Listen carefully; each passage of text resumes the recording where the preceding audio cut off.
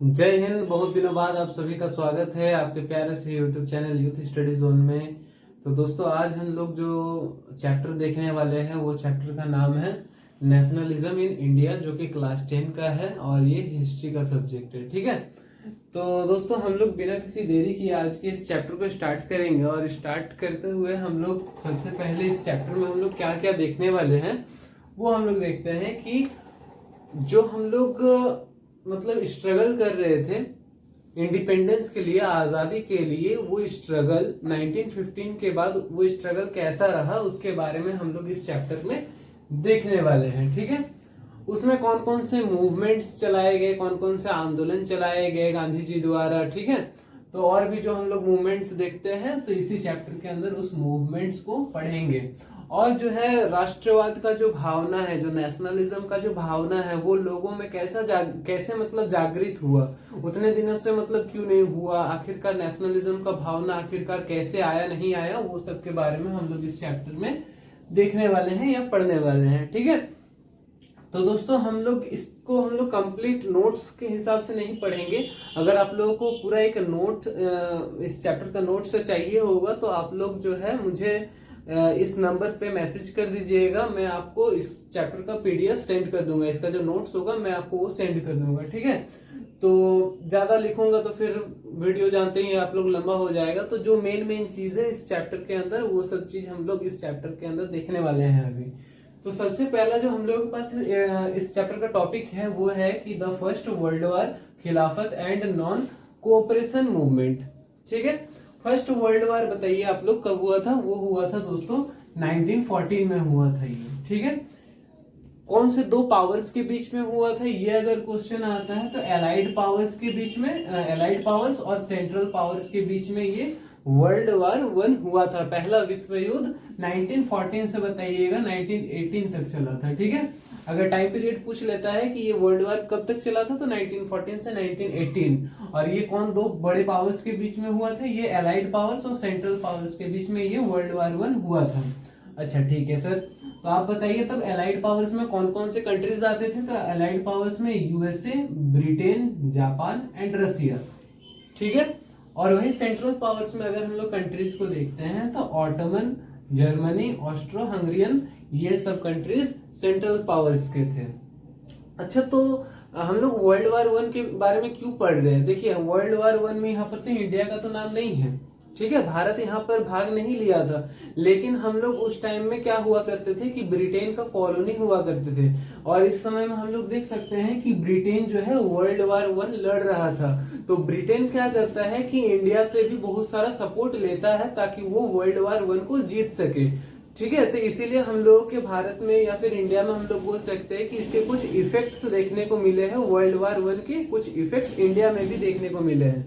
तो इसमें क्या क्या इफेक्ट्स आता है सर? देखिए यहाँ पर हम शॉर्ट में इसको लिखे हैं, आप लोग अगर चाहे तो इसको डिटेल्ड में इसको बढ़ा के अपने से लिख सकते हैं ताकि आंसर बड़ा लगे।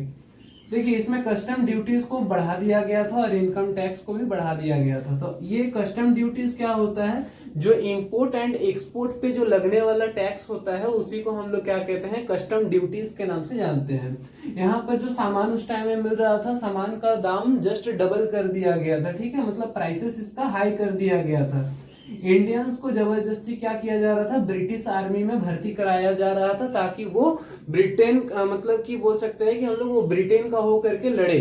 ठीक है, ब्रिटिश को वो जिता सके, इंडिया का आदमी ब्रिटिश को जिता सके, मतलब इसीलिए ब्रिटेन लोग क्या कर रहा था? ब्रिटिश आर्मी में उसको सिलेक्ट कराया जा रहा था, भर्ती कराया जा रहा था। किसको? इंडियंस को जबरदस्ती ब्रिटिश आर्मी में भर्ती कराया जा रहा था। ठीक है, उसके बाद उस समय में क्या हो रहा था आप लोग बताएंगे कि 1918 से 1990 और 1920 से 1921 का जो टाइम पीरियड है, इस टाइम में क्या हो रहा था कि मतलब उस टाइम में फसल बर्बाद हो गया था। ठीक है, तो उस समय फसल बर्बाद होने के कारण से क्या हो रहा था कि इंडिया के अंदर जो है फूड का शॉर्टेज हो रहा था। और जैसे कि आप लोग देख सकते हैं कि यहाँ पर वर्ल्ड वॉर 1 में ब्रिटेन क्या कर रहा था? इंडियंस का तो हेल्प लिए ही थे, साथ ही साथ वो अनाज को भी क्या कर रहे थे? वर्ल्ड वॉर 1 में भेज रहे थे ताकि आर्मीज को खाना मिल सके। ठीक है, जो सैनिक जो ब्रिटेन का होकर के लड़ रहे हैं उनको पर्याप्त भोजन मिल सके या फिर प्रॉपर एक न्यूट्रिशन मिल सके, जिस वजह से क्या हो रहा था कि वर्ल्ड वॉर 1 में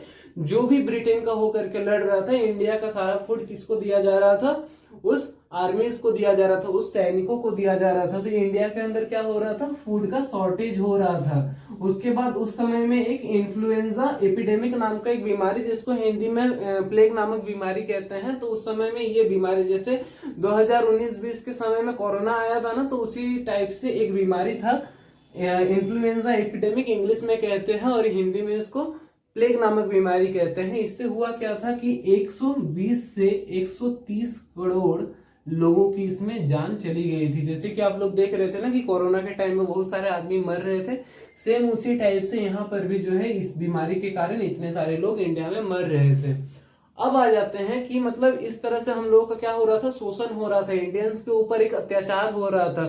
तो ये अत्याचार को दूर करने के लिए गांधी जी क्या होते हैं कि गांधी जी वापस आ जाते हैं जनवरी 1915 में इंडिया वापस आते हैं। ये कहाँ से आते हैं? साउथ अफ्रीका से आते हैं ये वापस, ठीक है। पहले ये साउथ अफ्रीका में थे, उसके बाद फिर ये इंडिया में वापस आ जाते हैं। तो ये द आइडिया ऑफ सत्याग्रह किसका था? तो द आइडिया ऑफ सत्याग्रह ये गांधी जी का आइडिया था कि सत्याग्रह जो है ये ऐसा टाइप का कुछ होना चाहिए। तो ये सत्याग्रह क्या है, इसको थोड़ा सा हम लोग डिटेल में अगर हम लोग देखते हैं तो ये आइडिया है नॉन वायलेंस का। नॉन वायलेंस मतलब कि अहिंसा, जिसमें किसी भी टाइप का हिंसा ना हो, ठीक है। जिसमें सत्याग्रह को हम लोग देख सकते हैं कि यहाँ पर फाइट विदाउट वेपन्स, मतलब कि बिना हथियार के हम लोग लड़ाई करेंगे। गांधी जी ये बोल रहे थे, सत्याग्रह का आइडिया अपना जो दे रहे थे, वो लोगों को बता रहे थे कि हम लोग जो भी लड़ाई लड़ेंगे अंग्रेजों के साथ, वो उसमें हम लोग किसी भी टाइप का, किसी भी तरह का हम लोग वेपन्स का यूज नहीं करेंगे, किसी भी टाइप का हथियार का इस्तेमाल हम लोग नहीं करेंगे इसमें। और हम लोग क्या करेंगे? सत्य की राह पर चलेंगे। पाथ ऑफ ट्रूथ मतलब कि सत्य की राह। उनका मानना था कि अगर मेरा मोटिव सही है, मतलब कि अगर हम जो चाहते हैं, मेरा उद्देश्य अगर सही है, तो वो कभी ना कभी हमको मिल ही जाएगा। मतलब कि हम जो चाहते हैं वो हमको सत्य की राह पर चल के ही मिलेगा। हम लोग इसके लिए किसी भी टाइप का अहिंसा नहीं करेंगे, ठीक है। इस टाइप का उनका सोच था। इन पीसफुल मैनर, इसमें कुछ किसी भी तरह का दंगा वगैरह नहीं करेंगे, एक शांतिपूर्ण तरीके से अंग्रेजों को अपनी बात मनवाएंगे, ठीक है। तो इसीलिए उन्होंने क्या कहा था? सत्याग्रह इंडिया में भी करना चाहिए। तो इस तरह का सत्याग्रह हम लोगों को इंडिया के अंदर 3 पार्ट्स में देखने को मिलता है। 3 पार्ट्स क्या है? 3 मेजर जगह में हम लोगों को देखने को मिलता है। पहला जो सत्याग्रह होता है वो होता है चंपारण में। चंपारण कहाँ पर है? बिहार में है, ठीक है। और वो कब होता है? और वो होता है 1970 में। इसमें क्या होता है ना कि दोस्तों, जैसे कि इसमें थोड़ा सा हम पॉइंट वाइज लिखे हैं, तो थोड़ा सा आपको एक्सप्लेन कर देते हैं। अगर आपको मेरा बात याद रहे तो आप उसको बना करके भी एग्जाम में लिख सकते हैं। देखिए इसमें हो क्या रहा था कि 3 कठिया पद्धति इसको हिंदी में बोला जाता है। मतलब कि अगर किसी के पास 20 कट्ठा का खेत है तो उसके 3 कट्ठे खेत में मतलब उसको क्या करना पड़ेगा? इंडिगो का प्लांटेशन करना पड़ेगा। इंडिगो प्लांटेशन मतलब कि नील की खेती करना पड़ेगा। और इस नील की खेती से होता क्या था कि एक बार अगर नील की खेती हो जाती थी तो जमीन जो है बंजर हो जाता था, ठीक है। फर्टाइल सॉइल नहीं होता था, वो फर्टाइल सॉइल फिर नहीं बचता था, वो मतलब उसका फर्टिलिटी खत्म हो जाता था उससे। और क्या क्या प्रॉब्लम्स हुआ किसानों को ये अगर प्रॉब्लम हम लोग देखेंगे तो इसमें हम लोग देख पाएंगे कि पहले तो इन लोगों का जमीन बर्बाद हो रहा था और इन लोगों को जो वेतन दिया जा रहा था, जो वेजेस दिया जा रहा था, बहुत ही ज्यादा कम दिया जा रहा था। जिस वजह से किसान लोग तंग आकर के गांधी जी को मनाते हैं कि आप हमारे चंपारण में चलिए और एक सत्याग्रह करिए, ठीक है, शांतिपूर्ण एक सत्याग्रह करिए, ताकि अंग्रेज क्या करे? अंग्रेज हमारी बात को मान जाए, अंग्रेज 3 कठिया पद्धति को समाप्त कर दे, मतलब इंडिगो प्लांटेशन को खत्म कर दे और वेजेस को भी बढ़ा दे। मतलब ऐसा ही कुछ वो करना चाह रहे थे।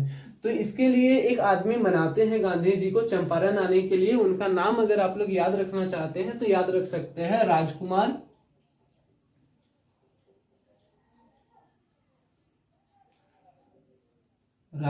शुक्ला। उनका नाम था राजकुमार शुक्ला, जो चंपारण आने के लिए गांधी जी को मनाए थे, ठीक है। उसके बाद दूसरा सत्याग्रह कहाँ पर होता है? खेड़ा में होता है। खेड़ा कहाँ पर है? वो भी गुजरात में है। वो कब होता है? 1917 में ही होता है।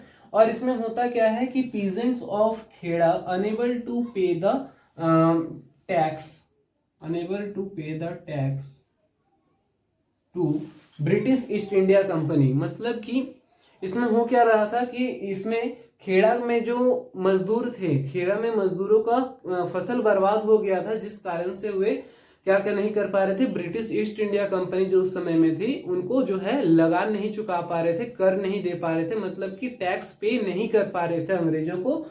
ठीक है, तो इसीलिए उनके टैक्स को माफ करने के लिए गांधी जी वहां पर एक सत्याग्रह करते हैं जिसका नाम है खेड़ा सत्याग्रह। उसके बाद अहमदाबाद का सत्याग्रह होता है, वो कहां पर होता है, गुजरात में होता है, और वो कब होता है, 1918 में होता है। इसमें क्या होता है कि उसमें जो मिल वर्कर्स जो रहते हैं, ठीक है, मिल वर्कर्स का वेजेस को बढ़ाने के लिए, तनख्वाह को बढ़ाने के लिए क्या करते हैं, वहां पर एक सत्याग्रह किया जाता है कि वहां पर जो कॉटन मिल्स पे जो काम करने वाले जो भी वहां पर मजदूर है, वर्कर्स है, उनका क्या किया जाए, उनका सैलरी क्यों बढ़ाया जाए, वेजेस को बढ़ाया जाए, तनख्वाह को बढ़ाया जाए। तो ये 3 टाइप का अगर आप लोग सत्याग्रह को देख लिए हैं, तो अब हम लोग चलेंगे रोलेट एक्ट आएगा, रोलेट एक्ट को हम लोग समझेंगे।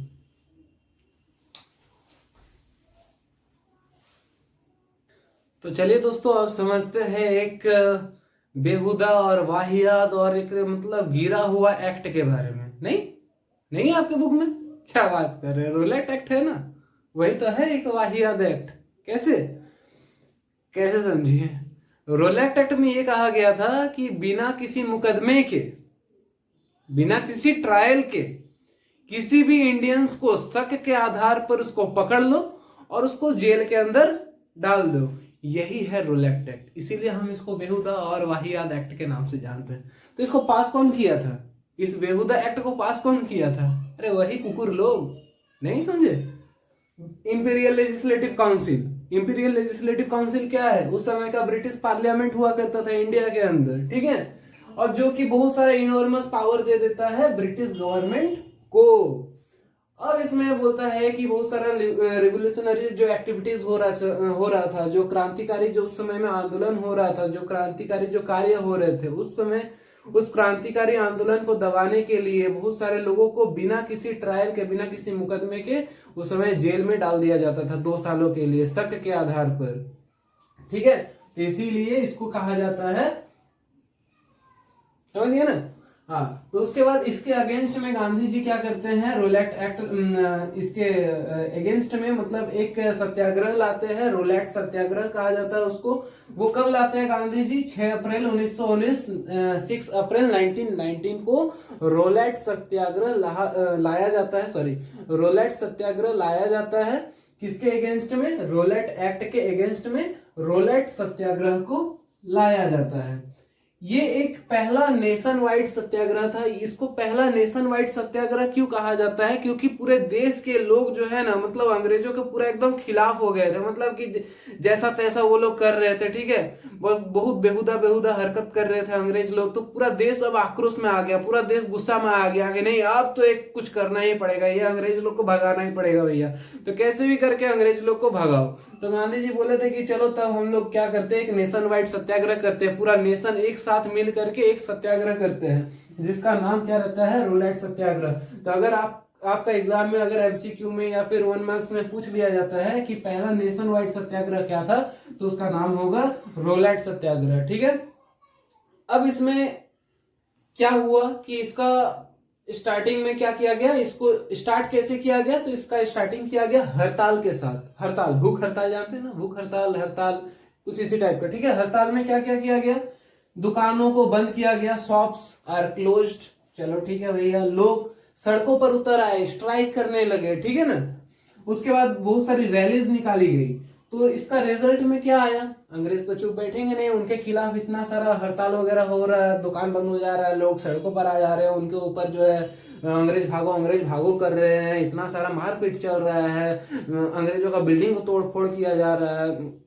नहीं, इसमें अंग्रेजों का बिल्डिंग को तोड़फोड़ नहीं किया जाएगा, क्योंकि सत्याग्रह में एक गांधी जी पहले ही बात बोल दिए थे कि सत्याग्रह अहिंसा पर आधारित होगा, मतलब जिसमें हिंसा ना हो, शांतिपूर्ण तरीके से क्या होगा, हड़ताल वगैरह किया जाएगा। तो अपने दिमाग में ये मत लाना कि अंग्रेजों का बिल्डिंग को तोड़ा गया था, हड़ताल किया गया था, अंग्रेजों को मारा पीटा गया था। अभी ये सब चालू नहीं हुआ है, होगा वो भी टाइम आएगा।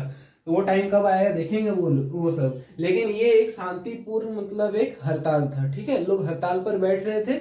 दुकानों को चुपचाप बंद कर दे रहे थे, लोग सड़कों पर उतर आए थे एक आंदोलन के लिए और रैलीज निकाली जा रही थी। ये एक शांतिपूर्ण था, अंग्रेजों को क्षति नहीं पहुंचाई गई थी अभी तक। तो उसके रिजल्ट में गांधी जी को क्या किया गया कि उसके परिणाम स्वरूप देखा गया कि उसका रिजल्ट में आया कि गांधी जी को दिल्ली आने पर ही रोक लगा दिया गया और कुछ कुछ जो वहां पर लोकल लीडर्स थे, लोकल लीडर्स को क्या किया गया था, जेल के अंदर डाल दिया गया था। अच्छा ठीक है, अब जो यहाँ पर जो सबसे क्रांतिकारी जो कदम आएगा अब शुरू होगा। क्या हो रहा है यहाँ पर, 10 अप्रैल 1919, 10 अप्रैल 1919 को अमृतसर में मार्शल लॉ लगा दिया जाता है। वहां पर पुलिस, वहां की जो पुलिस थी, अमृतसर की जो पुलिस थी, वो क्या कर रही थी, वहां के कुछ लोग जो है शांतिपूर्ण एक जुलूस कर रहे थे, ठीक है। और अमृतसर पुलिस वहां पर क्या किया था, उस समय में तो मतलब अंग्रेजों का सारा पुलिस होता था, तो अंग्रेजी पुलिस क्या कर रही थी, वहां पर जो शांतिपूर्ण जो जुलूस हो रहा था वहां पर ना, तो उनके ऊपर फायर कर देते हैं, गोली चला देते हैं, ठीक है। तो बदले में वो लोग क्या करते हैं, बहुत बड़ा एक वाइड स्प्रेड अटैक्स होता है। कहां पर होता है, बैंक्स पर होता है, पोस्ट ऑफिसेस में होता है, रेलवे स्टेशन पर होता है, ठीक है। अब ये जो मिलिट्री जो कमांड्स था, मिलिट्री कमांड्स किसके अंडर में था, वो एक कुकुर का नाम था जनरल डायर। ये इतना एक वाहियात इंसान होता है जो जालियांवाला बाग हत्याकांड करा देता है। 13 अप्रैल 1919 का दिन आता है, जालियांवाला बाग हत्याकांड, जिसमें बहुत सारे लार्ज क्राउड, मतलब बहुत ज्यादा भीड़ में लोग आते हैं, वहां पर अपना मेला वगैरह मनाते हैं। कुछ लोग तो मासूम थे और कुछ लोग जो है रोलेट एक्ट के खिलाफ, रोलेट एक्ट के विरोध में प्रदर्शन करने के लिए वहां पर कुछ लोग आए थे, सारे लोग नहीं, कुछ लोग वहां पर आए थे और कुछ लोग मासूम थे।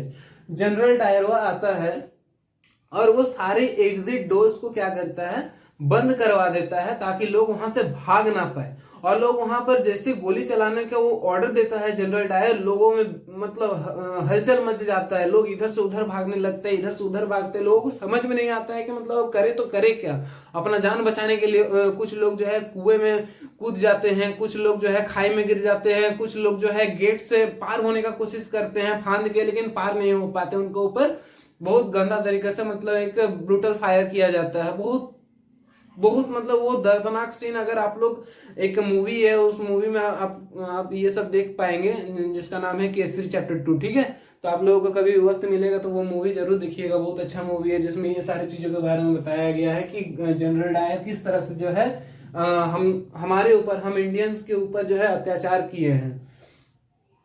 तो अब क्या होता है कि अब गांधी जी देख रहे थे कि मतलब इतना सारा जो है, अब हाँ इसके बाद क्या होता है कि जैसे जनरल डायर बहुत सारे लोगों के ऊपर फायर करवा देते हैं जालियांवाला बाग हत्याकांड में, तो उसको, उस हत्याकांड का नाम क्या रहता है, जालियांवाला बाग मैसेकर, ठीक है।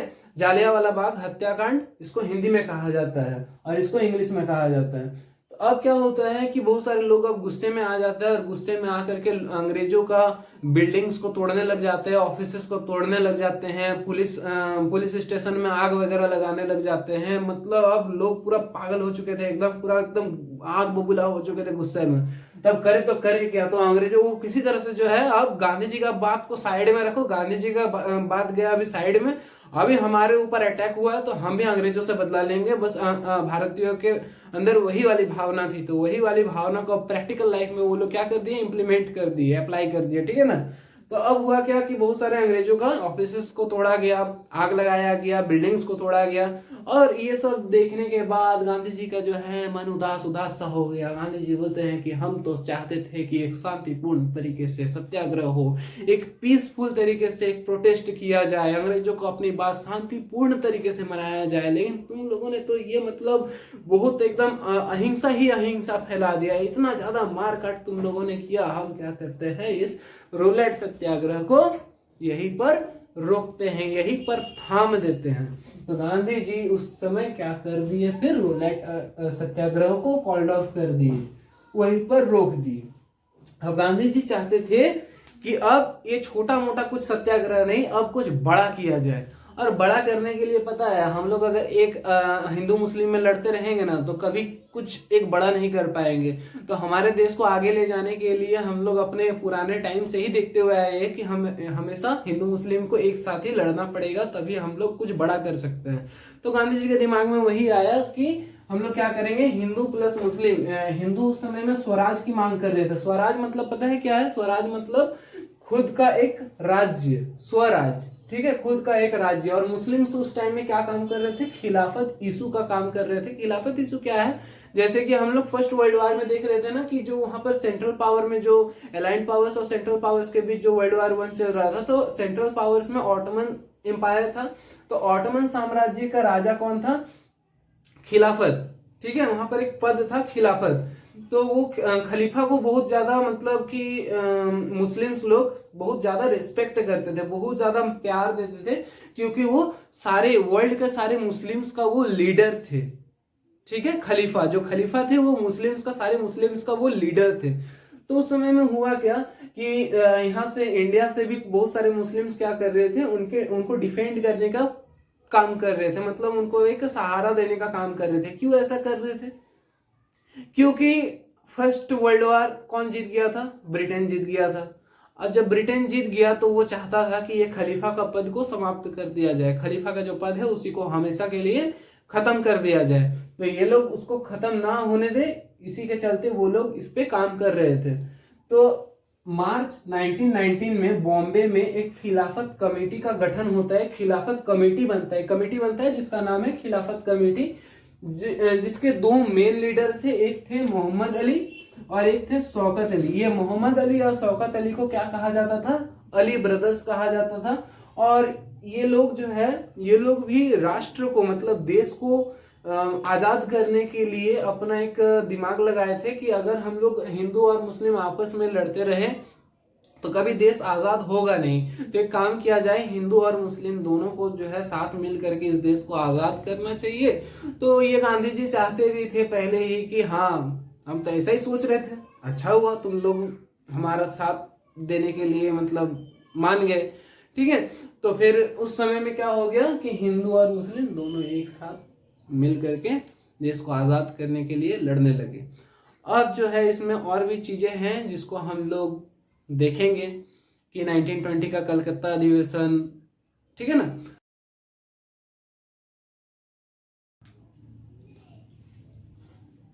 तो दोस्तों अब हम लोगों के सामने एक मूवमेंट आएगा, ठीक है, जिसका नाम है नॉन कोऑपरेशन मूवमेंट।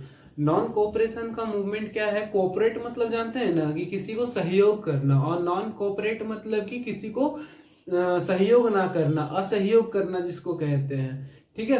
तो ये होता है कि गांधी जी चाहते हैं कि हम लोग क्या करेंगे, अंग्रेजों को साथ नहीं देंगे, उनको सहयोग नहीं करेंगे, उनका असहयोग करेंगे। सारे मुस्लिम्स एंड हिंदूज द्वारा अंग्रेजों को असहयोग किया जाएगा। तो वही होता है कि सितंबर 1920 का समय होता है, जो कांग्रेस कैलकाटा सेशन होता है, कांग्रेस का कलकत्ता अधिवेशन होता है, जिसको इंग्लिश में सेशन कहा जाता है। तो ये कब होता है, सितंबर 1920 में। तो एमसीक्यू में हो सकता है कि आप लोग से पूछ लिया जाए कि कांग्रेस का कैलकाटा सेशन कब हुआ था या फिर कलकत्ता अधिवेशन कब हुआ था। तो वो हुआ था सितंबर 1920 में। इस समय में गांधी जी क्या करते हैं, कुछ जो उस समय के जो सबसे बड़ी जो पार्टी थी कांग्रेस पार्टी के कुछ लीडर्स को वो असहयोग आंदोलन के लिए वो मना लिए थे। जो वो नॉन कोऑपरेशन जो मूवमेंट था, नॉन कोऑपरेशन मूवमेंट के लिए वो कुछ कांग्रेस लीडर्स को अपने पक्ष में, अपने तरफ, मतलब नॉन कोऑपरेशन मूवमेंट के लिए वो राजी करवा लिए थे। तो यहाँ पर बात आता है व्हाई नॉन कोऑपरेशन मूवमेंट, ये असहयोग आंदोलन जो नॉन कोऑपरेशन मूवमेंट है ये जरूरी क्यों है। इसका जवाब गांधी जी ने पहले ही 1909 में दे दिया था। 1909 में गांधी जी ने एक बुक लिखा था जिसका नाम था हिंद स्वराज, ठीक है। हिंद स्वराज में इन्होंने कहा था कि हम लोगों के ऊपर जो अंग्रेज जो भी अत्याचार कर रहे हैं, अंग्रेज जो भी हम लोगों को शोषण कर रहे हैं, तो ये इसलिए हो पा रहा है क्योंकि हम लोग भी एक टाइम पे कोऑपरेट किए थे, ठीक है। हम लोग जो है उसको सहमति दिए थे, उनका सहयोग किए थे, इसलिए अंग्रेज हमारे ऊपर राज कर रहे हैं। अगर हम उनको सहयोग नहीं करेंगे, अगर हम उसको असहमति दिखाएंगे, असहयोग करेंगे उनका, तो वो बहुत जल्दी हमारा देश छोड़ करके चले जाएंगे और हमारे ऊपर उनका कोई कंट्रोल नहीं रहेगा, ठीक है। तो इनका जवाब उन्होंने किसमें दिया था, हिंद स्वराज। तो अगर एमसीक्यू में आपसे अगर पूछा जाता है कि गांधी जी का फेमस बुक का नाम क्या था, तो वो होगा हिंद स्वराज, ठीक है। वो कब लिखे थे, 1909 में, ओके। इसमें वो क्या क्या अपना प्रपोजल रखे थे, क्या क्या बात लोगों को करने के लिए बोल रहे थे। वो बोल रहे थे कि गवर्नमेंट द्वारा आपको जो भी मतलब उपाधि वगैरह दिया गया है, जो भी आपको सम्मान के रूप में आपको कुछ टाइटल वगैरह दिया गया है, आप उसको बाइकआउट कर दीजिए, आप उसको सरेंडर कर दीजिए। ठीक है, ये हो गया आपका पहला पॉइंट। दूसरा पॉइंट में यहाँ पर बोल रहा है कि जितने भी हम लोग उस टाइम पे इंडियंस क्या कर रहे थे, जो ब्रिटिश गवर्नमेंट को अपना कुछ सर्विसेज दे रहे थे, सर्विसेज इन द मीन्स की गवर्नमेंट को कुछ सेवा दे रहे थे, जैसे कि सिविल सर्विसेज में अगर हम लोग आ जाते हैं तो जैसे कि पुलिस हो गया, आर्मी वगैरह हो गया, ठीक है, कोर्ट वगैरह हो गया, तो ये सब से हम लोग क्या कर रहे थे, हम इंडियंस ही गवर्नमेंट को सहयोग कर रहे थे। गवर्नमेंट स्कूल्स में बच्चे पढ़ने के लिए जा रहे थे, कुछ टीचर्स भी हो रहे थे जो गवर्नमेंट स्कूल्स में उस टाइम में पढ़ा रहे थे। तो उन लोगों को गांधी जी कहे कि आप एक काम कीजिए, अगर असहयोग आंदोलन को आगे मजबूती से ले जाना है तो आप अंग्रेजों का बनाया हुआ चीजों को बॉयकॉट कीजिए और उनके अंडर में आप जो भी काम कर रहे हैं आप उस काम को करना बंद कर दीजिए। ठीक है, तो लोग राजी भी हो जाते हैं, बहुत सारे लोग जो है उसको करते भी है। और कुछ लोग जो है कांग्रेस के अंदर, वो लोग क्या सोचते हैं कि अगर हम इस तरह का कुछ काम करते हैं तो हो सकता है, मतलब मान के चलिए कि बहुत बड़ा एक कोई मेजर पार्ट में कोई है। ठीक है, इलेक्शन का पीरियड था और सिविल इलेक्शंस का टाइम था, और अंग्रेज नहीं, सॉरी, कांग्रेस के कुछ लीडर्स ये डर रहे थे कि अगर हम लोग इस तरह से अगर असहमति दिखाएंगे, अगर अंग्रेजों को सहयोग नहीं करेंगे, तो वो हम लोगों को जो एकदम मेहनत करके जो एकदम मेन पार्ट पे जो चले गए, एकदम हेड पोस्ट में चले गए हैं, तो उसको अंग्रेज लोग निकाल देंगे। तो इससे होगा क्या कि अगर वो लोग कुछ मेजर चेंजेस करना चाहते हैं तो मेजर चेंजेस वो लोग नहीं कर पाएंगे। मान के चलिए कि पार्लियामेंट में बहुत सारे इंडियंस बैठे हुए हैं, और इंडियंस क्या करेंगे, अगर असहयोग आंदोलन का समर्थन दिखा देंगे कांग्रेस के कुछ लीडर्स, तो कांग्रेस के लीडर्स को वहां से निकाल दिया जाएगा। तो पार्लियामेंट में बहुत सारा चेंजेस करना मुश्किल हो जाएगा। पार्लियामेंट में पता है ना, बहुत सारा काम होता है, तो उसी तरह से फिर काम करना मुश्किल हो जाएगा। तो इसीलिए कुछ कांग्रेस लीडर्स इसको करने से डर रहे थे।